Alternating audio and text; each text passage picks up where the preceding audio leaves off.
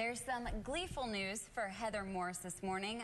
Us Weekly reports Heather Morris, best known for her role on the musical comedy drama Glee, she's given birth. The new bundle of joy is named Elijah, and the proud father is her longtime beau, Taylor Hubble. Morris did not return as a regular on the show's 5th season. And a lot of people speculated it was because she was pregnant and wanted to spend time with the baby. And it's, isn't it based in a high school? So that's true, but the drama I don't think would have stopped there if she was pregnant on there. So yeah, good for her. Well, Taylor Swift, she's sticking with her fan base when she jumps to the big screen. The country crossover star is the latest addition to the upcoming movie, The Giver. It's adapted from the novel about an old man who teaches how to absorb memories of every type of experience, even the painful ones. Swift will play his daughter. Meryl Streep and Jeff Bridges star in the movie. The movie's due out next summer. I remember I think it was grade school, we had to read that book. Really? So, yeah, I think Did you like it? Yeah. Yeah. Is it like a Nicholas Sparks kind of No, thing? it's more of a To Kill a Mockingbird kind of deal. But I mean, you know, people have been waiting for this movie to come out, so good for Taylor Swift. I hope she does well. Yeah, it sounds like it'll be a hit then, no matter what. And the weekend box office served up a big plate of meatballs over the weekend. Cloudy with a Chance of Meatballs 2 ate up the competition in its debut, taking in around $35 million in ticket sales. Last week's box office champ, Prisoners, they slipped into second place. The kidnapping thriller with Hugh Jackman and Jake Gyllenhaal took in roughly $11 million. And pulling up in third place was Rush, the biographical action film about 70s car racing stars, pulled in more than $10 million at the box office in its first weekend. You're a big fan of Cloudy with a Chance of Meatballs? I just love seeing animated movies in general. I would use my 12-year-old sister as an excuse to go see them. So. A kid at heart. Yeah, they're always fun. They are fun, yeah. So. Well, here's today's trivia question. Cloudy with a Chance of Meatballs 2 topped the box office over the weekend. But what is the top grossing animated film of all time? The answer right after this.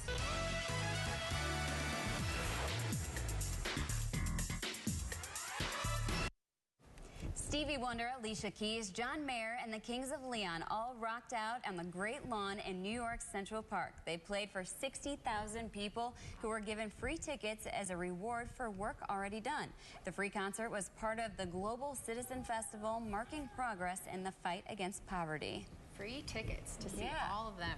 For a great cause. That's awesome. That's like once in a lifetime. That'd be a cool concert to see. Yes, definitely. Well, speaking of singers, Taylor Swift, she's sticking with her fan base when she jumps to the big screen.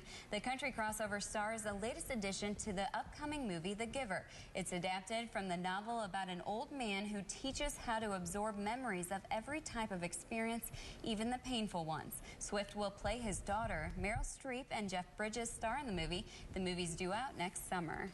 You were talking about having to read it at school, and our producer was, and neither Zach or I had to, but it was a big part of literature, apparently. Yeah, I mean, everybody just remembers from, you know, reading it in school, so I'm sure a lot of people are going to go see it. I'm interested to see how she does, though. Yeah. I mean, she's great at singing. Let's see how she does at acting. That's true, yeah, we'll check it out. And last night, the Breaking Bad series, it came to an end. But don't worry, there's no spoilers this morning. Cheryl Brown has a look at how viewers came to love the show and how superfans celebrated the end. Hold up! Get out of my way, kid! It's the show that introduced us to Walter White, a mild-mannered chemistry teacher and cancer victim who descends into a world of drugs and violence. In 2008, when the show hit the airwaves, only 1.2 million viewers tuned in. But word of mouth and social media gave the show a core following. And when old episodes began streaming on Netflix, Breaking Bad started breaking big, a fact not lost on series creator Vince Gilligan at last week's Primetime Emmy Awards. I don't think our show would even have lasted beyond season 2 if not for streaming video on demand, and then also where folks get to chat online with folks all around the world afterward. Gone are the days of gathering around the TV set. People watch what they want, when they want, and can view the entire run of a series in a matter of hours or days before it ends. Mickey O'Connor is the editor-in-chief of TVGuide.com. I think we binge watch to be part of the experience, to be part of the live television experience. You know, I think that we want to catch up and we want to, you know, watch the latest episode with everyone else. If you kill him, you're gonna... That's what fans of the show will be doing at New York restaurant Sons of Essex. There are 200 reservations for the finale. A crowd so big, manager Burton Rodoff had to call in extra staff and hire security. Yeah, you've been in the room, I'm sure, as other people are watching, right? What's happening? Silence. In a bar and restaurant. Yeah, silence. Michelle Yampolsky has watched every episode on Netflix and says the series finale is bittersweet. I'm torn because I want it to come and I want to know what happens, and we've been waiting for this forever, but I don't want it to end. And her binge watching doesn't end with Breaking Bad. She admits there are other shows already lined up. Terrell Brown, CBS News, New York. You're still watching it, and Zach's still watching it. A lot of people, I signed on to Twitter for a little bit before I went to bed last night. Oh, yeah. All it was about. Yeah, that's all that happens on Sundays is everybody talks about Breaking Bad. Yeah. But I mean, I'm guilty of the binge watching. I'll sit down and watch a couple episodes a day. Yeah, I'll have to catch up. Get on the bandwagon.